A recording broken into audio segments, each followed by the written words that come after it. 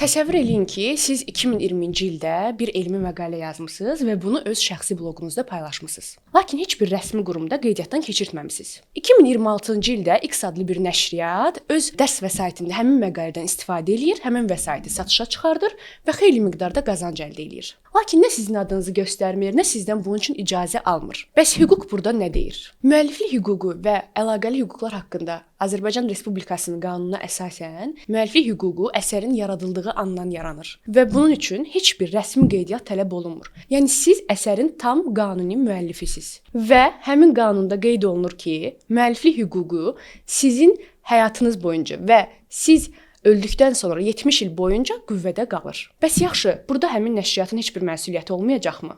Əlbəttə ki, olacaq. Nəşriyyat sizin əsərinizdən kommersiya məqsədi ilə istifadə etdiyi üçün və xeyli miqdarda qazanc əldə etdiyi üçün artıq burada inzibati yox, cinayət məsuliyyəti gündəmə gəlir. Odur ki, müəlliflik hüquqlarınızın qorunması və əgər qoruya bilməmisinizsə, bərpası üçün bizə müraciət eləməyi unutmayın.